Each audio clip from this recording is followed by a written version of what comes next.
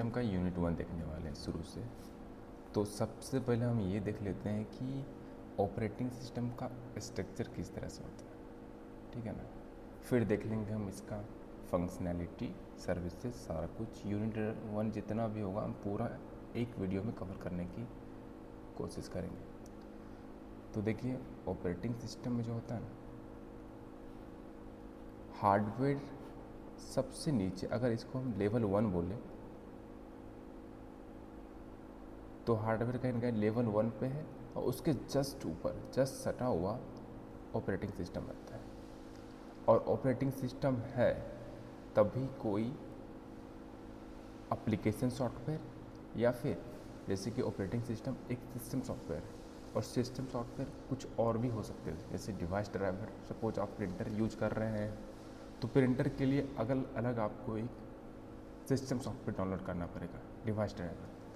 तो operating system है तभी कोई दूसरा सिस्टम सॉफ्टवेयर भी एग्जिस्ट कर सकता है, और वो लेवल 3 पे है।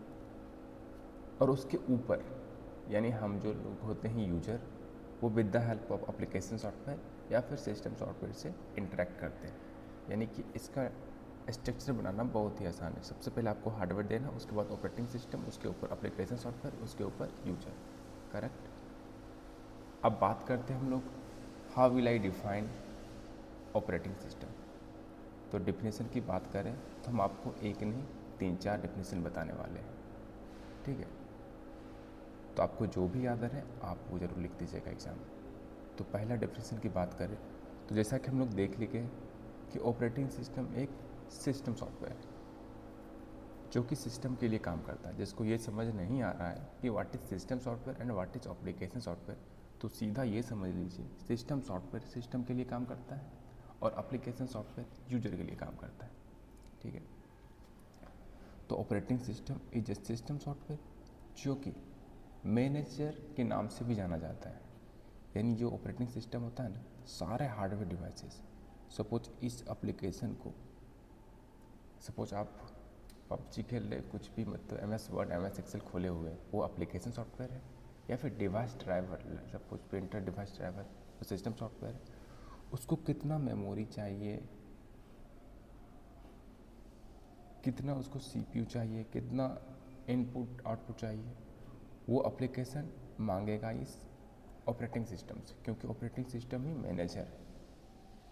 तो ये ऑपरेटिंग सिस्टम से मांगेगा और ऑपरेटिंग सिस्टम एप्लीकेशन को CPU देगा, रैम देगा, IO देगा। तो कहीं ना कहीं यहाँ डेफिनेशन में हम ये लिख सकते हैं कि operating system is a system software. जो नहीं भी आए तो बोल देना हमेशा, operating system is a system software which is use to manage all the devices, hardware devices. पहला डेफिनेशन हो गया। दूसरा डेफिनेशन की बात करें तो हम क्या बताएं, ऑपरेटिंग सिस्टम रहेगा तभी कोई सिस्टम सॉफ्टवेयर आ सकता है, तभी कोई एप्लीकेशन सॉफ्टवेयर आ सकता है। यानी ऑपरेटिंग सिस्टम नहीं रहेगा तो ये दोनों भी नहीं आएगा।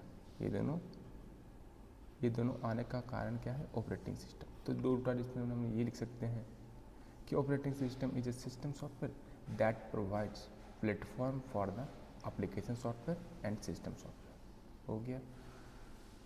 तीसरा अगर बात करें तो देखिए, ये ऑपरेटिंग सिस्टम ही ना है जिसकी मदद से एप्लीकेशन सॉफ्टवेयर यहाँ आएगा और CPU, रैम, हार्डवेयर यहाँ जाएगा और ये दोनों यहाँ पे बात करेगा, है कि नहीं। तो operating system is a system software through which application software and hardware interact with each other. हो गया तीसरा डिफिनेशन। चौथे की बात करें तो देखिए, इस हार्डवेयर और इस यूजर के बीच कहीं ना कहीं ऑपरेटिंग सिस्टम है। तो हम ये बोल सकते हैं operating system is a system software which works as an intermediate between user and hardware. यानी इस चारों डेफिनेशन में जो भी आपको याद आ रहे वो आप लिख दीजिएगा। और नीचे जो कि मेरे स्टूडेंट्स का नोट है वो आपको नोट्स में सारा कुछ लिखा हुआ मिलेगा, ठीक है। If you want note I will provide notes in description box, आप वहाँ से डाउनलोड कर सकते हैं, ठीक है। तो अब हम आ जाएंगे पूरा यूनिट 1 का एक एक टॉपिक पे। यानी कि आपको बेसिक ओवरव्यू पता चल गया होगा कि ऑपरेटिंग सिस्टम है क्या।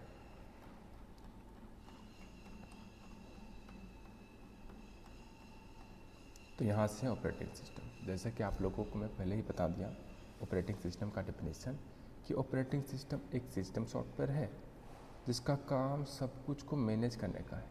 बस यही लिख देना आपको एग्ज़ाम में। अगर ये डेफिनेशन लिख दिए तो बाकी का 2 पॉइंट ये लिख देना है कि operating system is a program that means software that act as an intermediate between user and computer, ये लिख देना है। और पॉइंट में एक और लिख देंगे तो कुछ जाने वाला है नहीं, तो ये भी लिख दीजिएगा आप लोग, operating system are provides platform for the application. चौथा लिखना चाहे तो वो भी लिख सकते हैं कि through operating system application software and hardware interact which each other, ठीक है ना। तो ऑपरेटिंग सिस्टम के एग्जाम्पल की बात करें तो विंडो, एंड्रॉयड जो कि मोबाइल में होता है, लिनक्स, ये सारा कुछ हो गया। फिर से स्ट्रक्चर आप बना लीजिएगा इस तरह से एग्ज़ाम में। अब बात करते हैं हम लोग फंक्शंस ऑफ ऑपरेटिंग सिस्टम की, कि ऑपरेटिंग सिस्टम क्या क्या फंक्शंस करता है। देखिए, अगर आपको याद नहीं रहे, मैं आपको ये वीडियो इसलिए डाल रहा हूँ, आपको पूरा का पूरा एग्ज़ाम ओरिएंटेड रहेगा, ठीक है ना। आपको पूरी तरह से याद कराने की कोशिश कर रहा हूँ मैं ऑपरेटिंग सिस्टम। जैसा कि हम लोगों को पता है ऑपरेटिंग सिस्टम क्या है, एक मैनेजर है, सब कुछ मैनेज करने का काम करता है। तो अगर आपको याद नहीं रहे कि क्या क्या काम है इसका, तो कुछ भी चीज़ें बोल दीजिए आप हार्डवेयर डिवाइसेस में, जैसे कि सीपीयू है, मेमोरी है, इनपुट डिवाइस है, आउटपुट डिवाइस है, फाइल है। सपोज यहाँ जो लिखा हुआ अगर आपको याद नहीं रहे, सिक्योरिटी मैनेजमेंट, जॉब शेड्यूलिंग, अगर ये सब याद नहीं रहे, तो जितना भी हार्डवेयर डिवाइस आपको याद है, like CPU, memory, input, output, printer, जितना भी सब लिख देना मैनेजमेंट। लाइक सीपीयू मैनेजमेंट का काम करता है, इनपुट आउटपुट डिवाइस मैनेजमेंट का काम करता है, मेमोरी मैनेजमेंट का काम करता है, और कुछ जानते हैं आप क्या, जैसे फाइल मैनेजमेंट का काम करता है, टाइम है तो टाइम मैनेजमेंट का काम करता है, ठीक है। ये सब अगर आप लिखते मैनेजमेंट, तो अगर आपको कुछ और लिखने का मन कर रहा है तो लिख दीजिएगा आप जॉब शेड्यूलिंग, बूटिंग का मतलब होता है कि स्विच ऑन जब रहता है कंप्यूटर, तो सबसे पहले जब स्विच ऑन करते हैं वो, अगर वो सब याद रहे तो लिखिएगा। तो मैनेजमेंट आप समझ गए होंगे, memory management, process management, device management, file management, security management, job scheduling, time sharing. आपको ज़्यादा हेडेक लेने की ज़रूरत नहीं है, कुछ भी चीज़ें याद हो उसमें मैनेजमेंट लगा दीजिएगा, हो गया। इसमें थोड़ा थोड़ा लिखा हुआ भी है, जैसे मेमोरी मैनेजमेंट में करना क्या होता है। मेमोरी मैनेजमेंट मतलब कि performs task of allocation and deallocation of memory, मतलब कि किसी भी एप्लीकेशन को कितना मेमोरी चाहिए वो मेमोरी एलोकेट करता है स्टोरेज करने के लिए, और फिर उसको डी एलोकेट भी करता है। प्रोसेस मैनेजमेंट की बात करें तो सबसे पहले ये जान लेते हैं प्रोसेस होता क्या है। जो प्रोग्राम होता है उसका एक्टिव स्टेट ही प्रोसेस है। तो operating system assign processor to the different task that must be perform by the computer. इसमें थोड़ा थोड़ा लिखा हुआ है, ये आप नहीं भी लिखते हैं एग्ज़ाम में तो सिर्फ ये लिख देते हैं कि फंक्शंस ऑफ ऑपरेटिंग सिस्टम सारा सातों या फिर जितना भी याद रहे आपको, 8 अगर याद रहे तो 8 लिख दीजिएगा। जाता क्या है, सब में मैनेजमेंट लगाना है बस।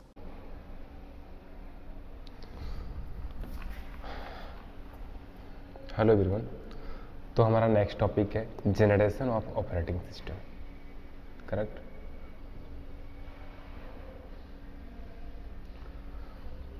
तो जनरेशन की बात करें तो फर्स्ट जनरेशन में प्लग पोर्ट का यूज़ किया जाता था और ये आया था 1940s में। अगर यहाँ 45 लिखा हुआ है तो इससे आप कंफ्यूज मत होइएगा, एग्जैक्ट आपको याद रखना ही है।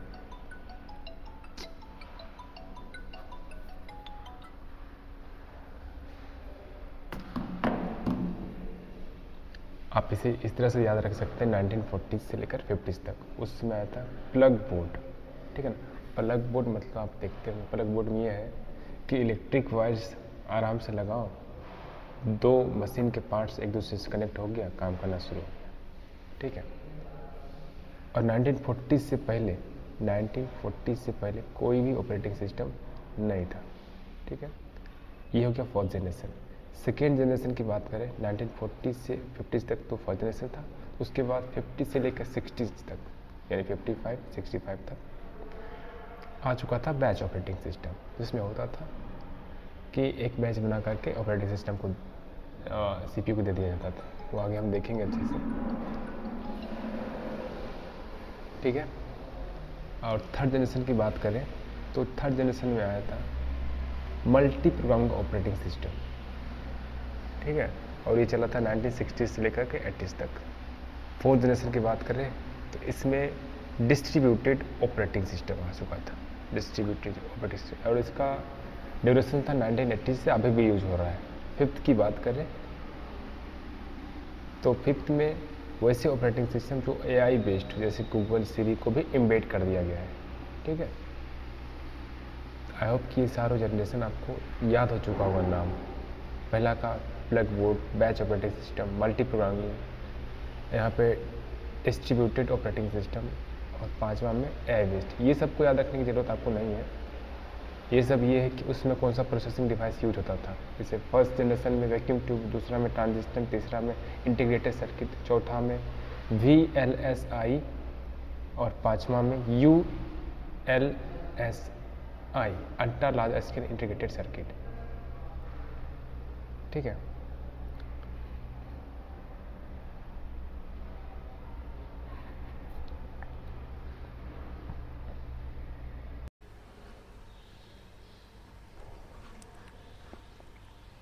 तो हम लोग का नेक्स्ट टॉपिक है टाइप्स ऑफ ऑपरेटिंग सिस्टम, ठीक है। जब हम टाइप्स ऑफ ऑपरेटिंग सिस्टम की बात कर रहे होंगे तो आपको ये कभी भी नहीं बोलना है कि सर विंडो, लिनक्स, यूनिक्स, ये सब नहीं बोलना है, ठीक है ना। क्योंकि विंडो तो एग्जाम्पल है ऑपरेटिंग सिस्टम का, ठीक है ना। इसी विंडो का कुछ वर्जन्स होगा जो कि बैच को सपोर्ट कर रहा होगा, कुछ मल्टी प्रोग्रामिंग को सपोर्ट कर रहा है, डिफरेंट टाइप्स को सपोर्ट कर रहा है। तो अगर हम टाइप्स बोले तो टाइप्स में आपको यही सब बोलना है, ठीक है। एग्जाम में अगर टाइप्स पूछे तो ये सब बोलना है, एग्जाम पर बोले तो ये सब बोलना है, विंडो, लिनक्स जो भी बोलना होगा आपको, ठीक है। तो there are different types of operating system, जैसे कि यहाँ मेंशन कर चुके हम लोग, batch, multi programming, multi tasking, multi processing, real time, mobile, distributed, network and multi user. तो जो ये फर्स्ट टाइप्स है उसको पहले हम लोग देख लेते हैं, बैच ऑपरेटिंग सिस्टम में क्या होता है। देखिए, बैच ऑपरेटिंग सिस्टम में, in batch operating system similar types of job is converted into a batch, यानी कि सेम जॉब, जैसे कि अगर एक एडिशन करना है, दूसरा जॉब भी एडिशन करने का ही है, तीसरा भी एडिशन है, या इससे रिलेटेड है, जैसे कि इसको एडिशन करना 1+1, इसको करना 1,00,000 + 1,00,000, यानी कहीं सिमिलर जॉब है तो उसका एक जॉब बना देगा, उस जॉब का एक बैच बना देगा और उसी बैच को CPU को देगा, ठीक है ना। इसका बेनिफिट क्या है? इसका बेनिफिट ये है, सपोज एक बैच में 10 स्टूडेंट, ठीक है ना, यानी एक बैच कैसे बना, 10 सिमिलर टाइप्स ऑफ स्टूडेंट से बना। 10 स्टूडेंट ने सेम ईयर में एडमिशन लिया, सेम ब्रांच लिया, तो उसका एक बैच बन गया CSC 4th बन गया, ठीक है। अब अगर हम पढ़ाने जाए तो 1 घंटा में हम लोग 40 बच्चा है तो 40 बच्चा को पढ़ा देते हैं। 1 घंटा में कितना काम हो गया? 40 बच्चों का। अगर यही काम सिंगल होता, एक बच्चों को 1 घंटा देते, दूसरा को 1 घंटा, तो 40 घंटा लग जाता। यानी हो क्या रहा है यहाँ पर, 40 काम कितना घंटा में? 1 घंटा में। तो थ्रूपुट 40 हो गया, है कि नहीं, बैच की वजह से। अगर यही बैच सिस्टम नहीं रहता तो 40 आदमी में 40 घंटा, थ्रूपुट निकलता 1। तो कहीं ना कहीं थ्रूपुट बढ़ जा रहा है बैच ऑपरेटिंग सिस्टम से, ये एडवांटेज, ठीक है। देखिए, हम लोग सारे टाइप्स को देख रहे हैं, तो आप उम्मीद ये नहीं कर सकते कि मैं पूरी तरह से बैच ऑपरेटिंग सिस्टम को एक्सप्लेन करूँ, इसका एडवांटेज डिसएडवांटेज बताऊँ।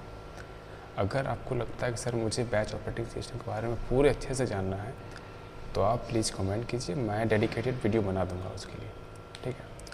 तो इसका डिसएडवांटेज की बात करें तो डिसएडवांटेज ये है, इस बैच ऑपरेटिंग सिस्टम में CPU इतना चालाक होता है कि एक बैच का काम कर लेगा, लेकिन काम करने के बाद ये बताएगा नहीं यूजर को कि हम काम कर लिए, बताएगा नहीं तो CPU क्या रहता है, बैठा रह जाता है, CPU बैठा रह जाता है, यानी कि अब अगर हम CPU खरीदे हैं तो किस लिए खरीदे, इसका काम करवाने के लिए ना, लेकिन यहाँ पे CPU बैठा रह जाता है, CPU आइडलनेस हो जाता है। डिसएडवांटेज समझ गए आप लोग। तो इस डिसएडवांटेज को ख़त्म करने के लिए हम लोग पढ़ते हैं next multi programming operating system. ठीक है, in multi programming operating system more than one program can be active at the same time. मतलब एक से ज़्यादा प्रोग्राम हम एक बार में एग्जीक्यूट करा सकते हैं, लेकिन टाइम पीरियड सेम नहीं रहेगा। जैसे अगर हम 1 बजे से लेकर 2 बजे तक क्लास ले रहे हैं, तो इस बीच में हम 40 स्टूडेंट को पढ़ा रहे हैं।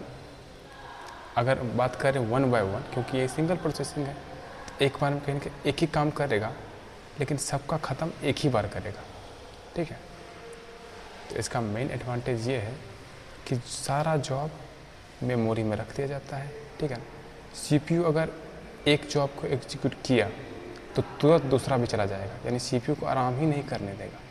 सपोज जॉब 1 किसी कारणवश से इसको कुछ इनपुट आउटपुट लेना है, तो थोड़ा देर के लिए निकला, लेकिन CPU ये नहीं बोल सकता कि हम जॉब 1 आएगा तो उसका ही काम करेंगे, तुरंत जॉब 2 भी घुस जाएगा उसमें।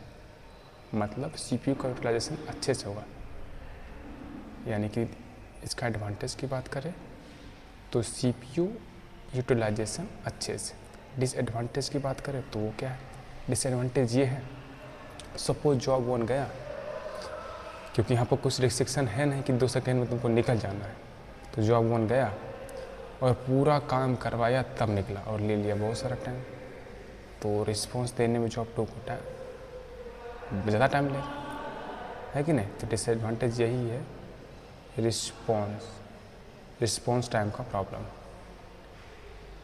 ठीक है, तो मल्टी प्रोग्रामिंग का ही 2 टाइप्स है, एक मल्टीटास्किंग और एक मल्टी यूजर।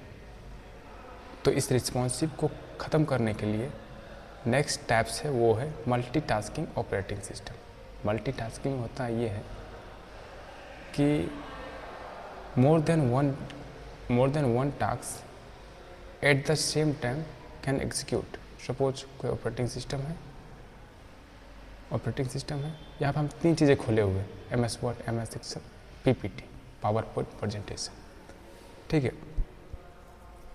तो इसमें ऐसा नहीं है कि MS वर्ड पूरा काम ख़त्म करेगा तभी MS एक्सेल पे जाएंगे, नहीं।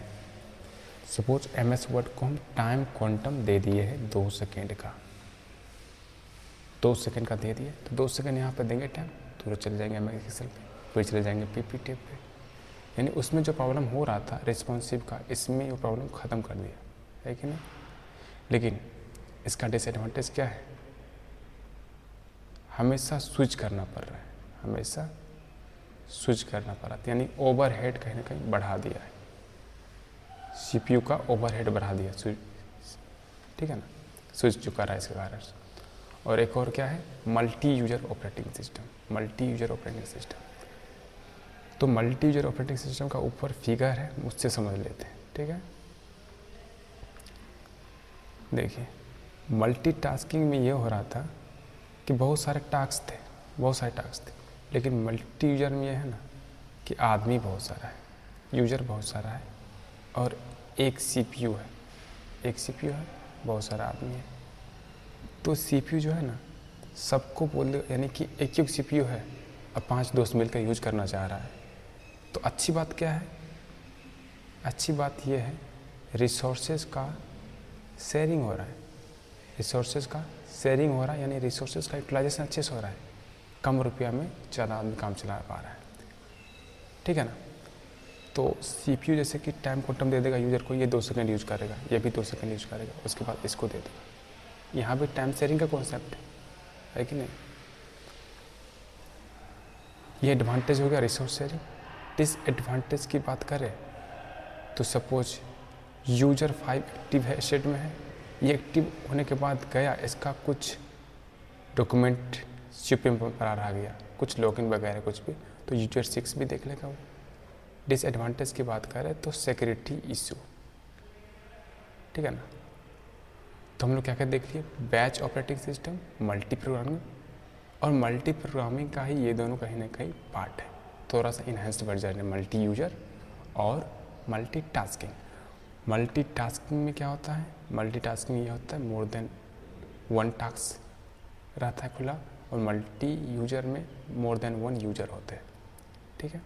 अब जो भी आगे का टैब्स आएगा वो कहीं ना कहीं मल्टी यूजर से ही कनेक्टेड रहेगा, जैसे कि डिस्ट्रीब्यूटेड नेटवर्क ऑपरेटिंग सिस्टम, ठीक है।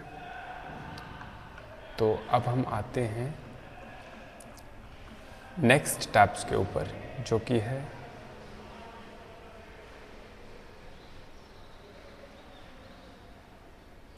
Multi processing operating system. Multi processing operating system, देखिए मल्टीटास्किंग में ये था कि मोर than one task, multi user में मोर देन वन यूजर। अब मल्टी प्रोसेसिंग, प्रोसेसिंग मतलब प्रोसेसर, यानी मोर देन वन प्रोसेसर एग्जीक्यूट एक टास्क। अब जब मोर देन वन सीपीयू मिलकर के एक टास्क को काम कर रहा है, एक टास्क को काम कर रहा है, जैसे एक आदमी मिलकर एक काम को एक दिन में कर रहा है, तो 3 आदमी मिलकर करेगा तो क्या 8 घंटा में कर देगा लगभग, है कि नहीं। तो ये भी कहीं ना कहीं क्या करता है, थ्रूपुट को और बढ़ा दे रहा है। लेकिन डिसएडवांटेज क्या है, एक्सपेंसिव है, आपको 3 सीपीयू खरीदना पड़ रहा है, ठीक है। 5वें की बात करें तो वो है real time operating system. Real time operating system में होता ये है कि टाइम कांस्टेंट बहुत ज़्यादा इम्पॉर्टेंट होता है। जैसे सपोज कोई मिसाइल लॉन्च कर रहा है, मिसाइल लॉन्च कर रहा है, वहाँ पर अगर हम ये दे दिए कि 5 सेकेंड में मिसाइल लॉन्च हो जाना चाहिए, अगर नहीं हुआ तो बड़ा दिक्कत है। वहाँ पे कहीं ना कहीं वो किसका एग्जाम्पल हो जाएगा, रियल टाइम ऑपरेटिंग सिस्टम। इसमें भी 2 प्रकार के होता है, एक होता है हार्ड, एक होता है सॉफ्ट। तो जो मिसाइल लॉन्चिंग का कॉन्सेप्ट था, अगर वो लॉन्च नहीं होता है तो बहुत बड़ा प्रॉब्लम हो सकता है। और एक सॉफ्ट, जैसे सपोज आपको OTP आना है 1 मिनट में, नहीं भी आया तो क्या दिक्कत है, दूसरी बार आ जाएगा। तो यहाँ लिखा हुआ है hard real time operating system when time constant is very crucial.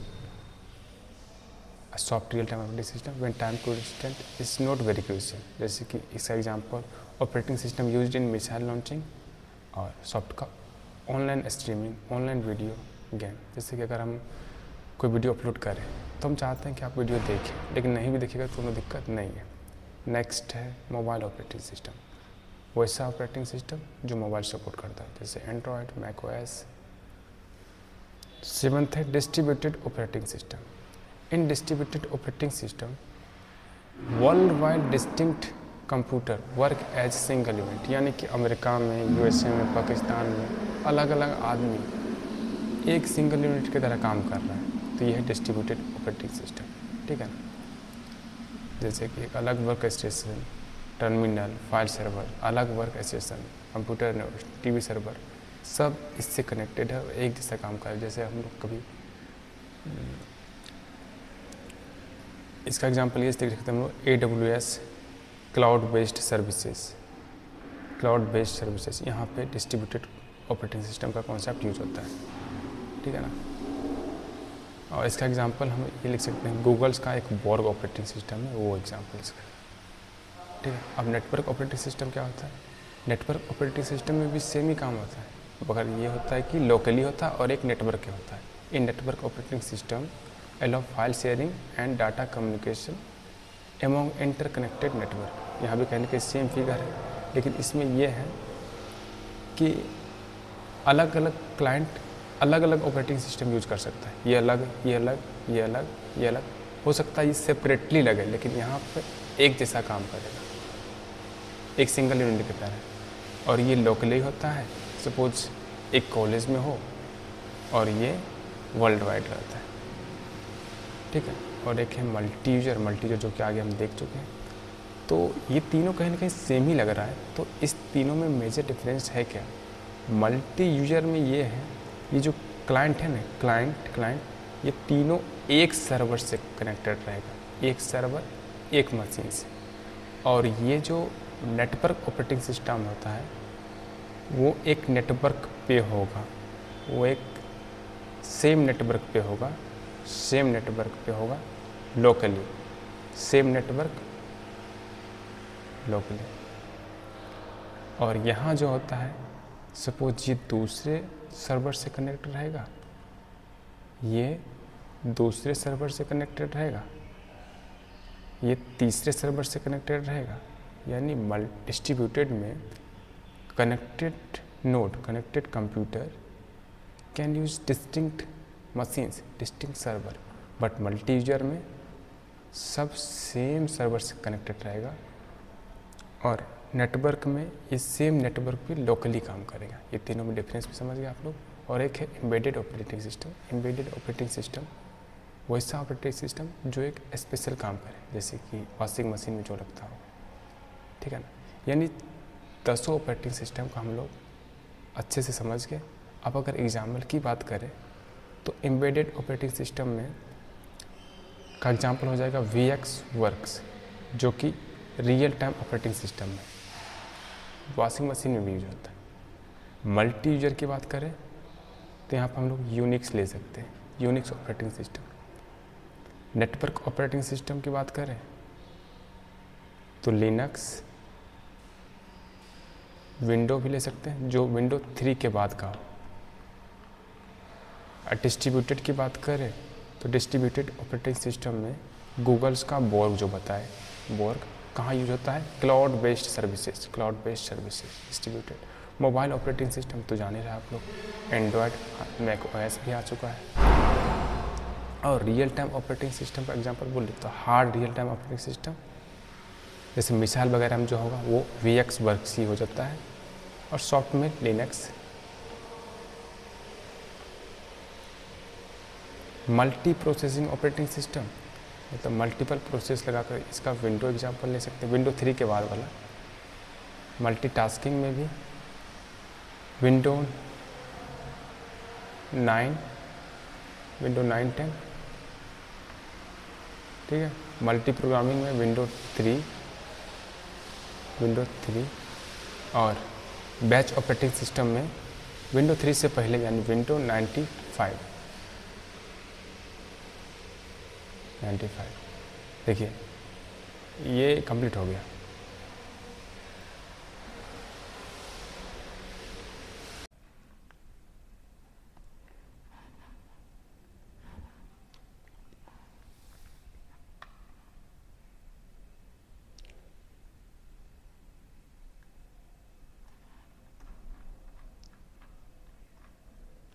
Hello, तो हमारा नेक्स्ट टॉपिक है स्ट्रक्चर ऑफ लिनक्स। तो जैसा कि हम लोगों ने पहले ही देख चुका था कि ऑपरेटिंग सिस्टम का सिंपल स्ट्रक्चर कैसे होता है। सबसे पहले हार्डवेयर, कलम ले लेते हैं। सबसे पहले हार्डवेयर, उसके ऊपर ऑपरेटिंग सिस्टम, उसके ऊपर एप्लीकेशन सॉफ्टवेयर, उसके ऊपर यूजर रहते हैं, राइट। उसके ऊपर यूजर रहते हैं सारे, ये लड़का, ये लड़के, ठीक है। देखिए अगर आपको समझ नहीं आ रहा तो हम लोग फर्स्ट पेज पे आपको लेके चलते हैं, ये है ना। सबसे पहले हार्डवेयर, उसके बाद ऑपरेटिंग सिस्टम, उसके बाद एप्लीकेशन सॉफ्टवेयर या फिर दूसरा सिस्टम सॉफ्टवेयर, फिर यूजर्स, ठीक है। तो सेम चीज़ों को हम बस गोल गोल बना दे रहे हैं, ठीक है। कहाँ चला गया, वेट। तो सबसे पहले हार्डवेयर, उसके बाद ये दोनों मिलके, ये दोनों क्या है, हार्डवेयर के बाद क्या होता है, ऑपरेटिंग सिस्टम ही ना होता। ये दोनों कहीं ना कहीं ऑपरेटिंग सिस्टम ही है, यानी ऑपरेटिंग सिस्टम का ये पार्ट्स, ये समझ लीजिए आप। उसके बाद एप्लीकेशन सॉफ्टवेयर, उसके बाद यूजर्स, ठीक है। तो देखिए हार्डवेयर हम लोग पहले से जान गए क्या है, एप्लीकेशन सॉफ्टवेयर भी जानते हैं, यूजर्स मतलब हम लोग जो यूज करते हैं, ठीक है। तो अब जो ऑपरेटिंग सिस्टम तो हम लोग जान रहे हैं, ऑपरेटिंग सिस्टम क्या होता है, सिस्टम सॉफ्टवेयर जो कि इंटरफेस प्रोवाइड करता है ना। और ऑपरेटिंग सिस्टम जो कि सारा टास्क मैनेज करने का काम करता है। ये तो ऑपरेटिंग सिस्टम का काम है, मैनेज करना, इंटरफेस देना, ठीक है ना। अब ऑपरेटिंग सिस्टम दो पार्ट में बट गया, एक सेल, एक कर्नल। ये समझ लीजिए आप कि ऑपरेटिंग सिस्टम के दो बेटा, एक कर्नल, एक सेल। तो सबसे पहले कर्नल आया था ना, तब ना सेल आया। तो कर्नल सपोज बड़ा बेटा, तो बड़ा बेटा को काम मिला सारा चीज़ को मैनेज करने का, रिसोर्स मैनेज। जो छोटा है ऑपरेटिंग सिस्टम का ही काम होता, एक कुछ रिसोर्स को मैनेज करना और एक इंटरफेस प्रोवाइड करना। तो इंटरफेस प्रोवाइड करने का काम सेल। तो समझ गए आप लोग।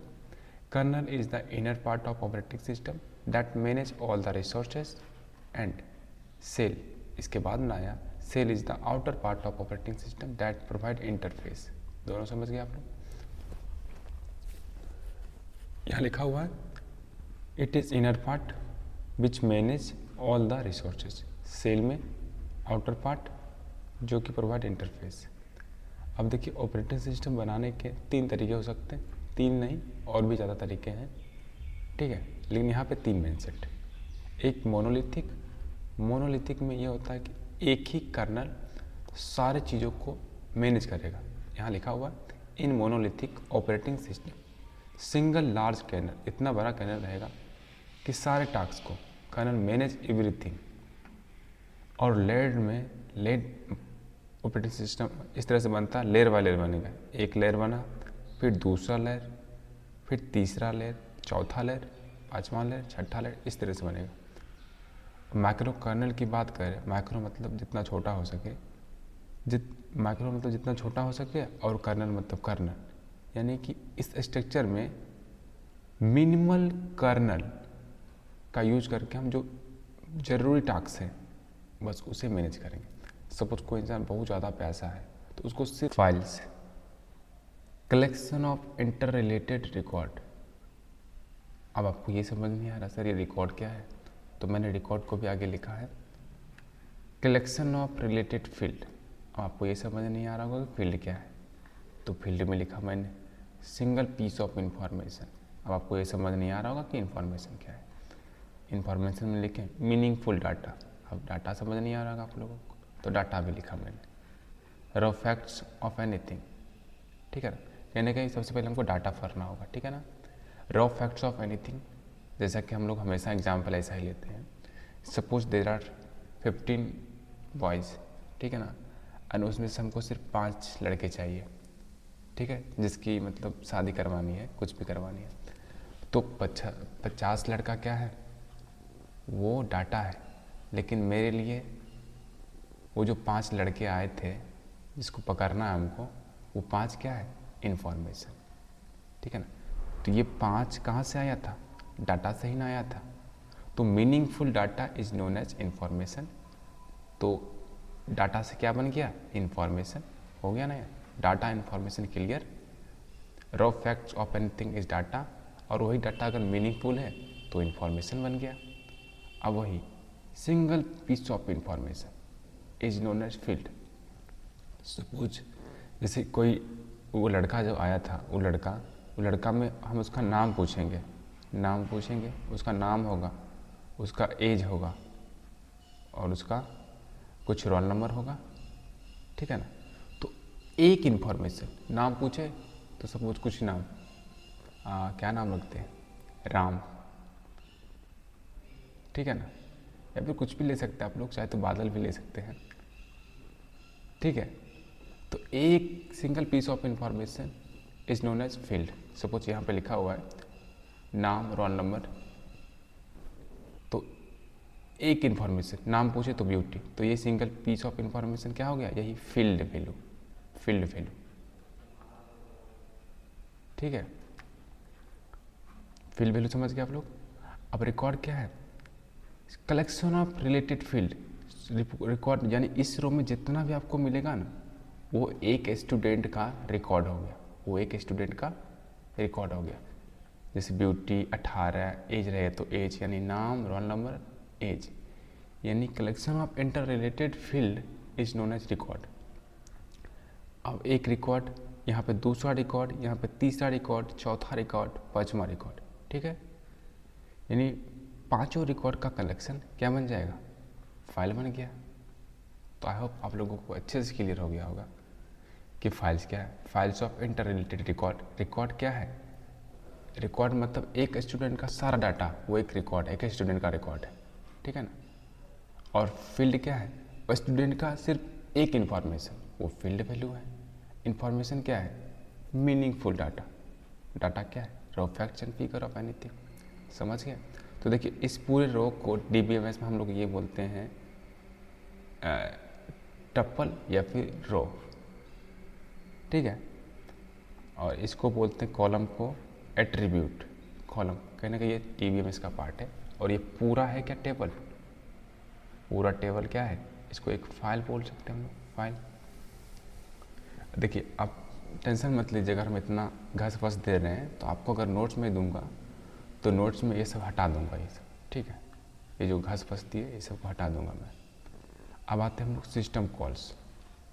सिस्टम कॉल एक request, service request to kernel of operating system for services, ठीक है ना। सिस्टम कॉल क्या है, एक रिक्वेस्ट, किससे, ऑपरेटिंग सिस्टम। ऑपरेटिंग सिस्टम से रिक्वेस्ट करेगा, किसके थ्रू रिक्वेस्ट करेगा। अब यूजर अगर कोई रिक्वेस्ट मांग रहा तो यूजर किसके थ्रू मांगेगा, एप्लीकेशन के थ्रू। अब ऑपरेटिंग सिस्टम में भी कहीं ना कहीं कर्नल सारा चीज़ मैनेज कर रहा है, तो कर्नल से मांगेगा, ये ऑपरेटिंग सिस्टम का ही ना है। तो अगर कर्नल नहीं लिखना तो सीधा ऑपरेटिंग सिस्टम भी लिख सकते, लेकिन इसमें से स्पेसिफाइड क्या है, कर्नल से मांगेगा। तो सिस्टम कॉल क्या है, system call is a service request of operating system for services by program. तो क्या क्या सर्विसेज मांग सकता है, फाइल को मैनेज करने का, प्रोसेस को मैनेज करने का, मेमोरी को मैनेज करने का, यानी कि जो भी चीज़ें हम लिखे थे ऑपरेटिंग सिस्टम का फंक्शन में, वो सब यहाँ आप लिख दीजिएगा तो चलेगा, ठीक है। यहाँ पे और भी लिख सकते थे हम लोग, CPU को मैनेज करने का, इनपुट आउटपुट डिवाइस को मैनेज करने के लिए मांगेगा। हो गया। नेक्स्ट है इंटरप्ट। जब बात हो जाएगी तो फिर अपने दोस्त से बात करेंगे। तो इंटरप्ट क्या है, interrupt is a signal to CPU to suspend current executing task. यानी जो काम हम कर रहे थे ना, जैसे हम और मेरा दोस्त बात कर रहे थे, ठीक है ना, ये जो करंट काम हो रहा था, इस दोनों बात को सस्पेंड करके अपने स्टूडेंट से बात करने लग गए थे, यही क्या है, इंटरप्ट, ठीक है। इंटरप्ट का मतलब थोड़ा देर के लिए जो काम हम कर रहे थे उसको रोक दीजिए सर, मेरी बातों को सुनिए आप, ठीक है। अब आते हैं next, shell. Shell is outer part, ये तो हम देख लिए थे। अब इंट्रोडक्शन टू यूनिक्स। यूनिक्स कैसा ऑपरेटिंग सिस्टम है, multi user multi tasking operating system. Multi user का मतलब समझते हैं आप लोग, जैसे एक ही CPU है, अलग अलग आदमी यूज कर रहा है, तो क्या है, मल्टी यूजर ऑपरेटिंग सिस्टम। बस इसके बारे में इतना ही लिख दीजिएगा, Unix is a multi user operating system which is widely used in server and desktop.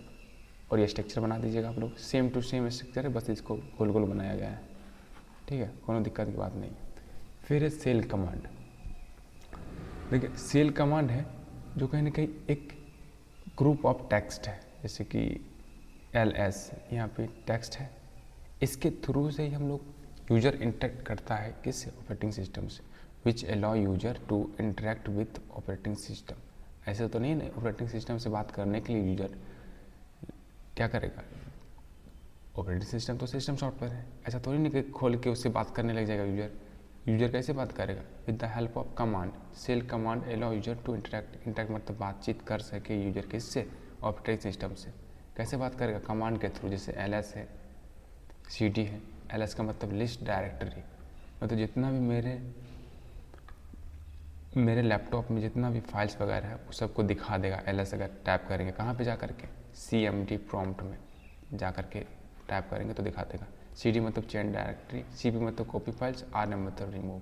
अब देखिए कुछ क्वेश्चन आंसर्स है जो कि मैंने करवाया था, तो आप लोग भी कर लीजिएगा। What is operating system, explain its structure and services. यहाँ लिखा हुआ भी अगर नहीं आए तो आप देख सकते हैं, ये मेरे स्टूडेंट ने किया है।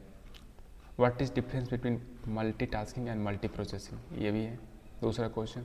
तीसरा question, what is Linux operating system. चौथा question, what is difference between kernel and shell.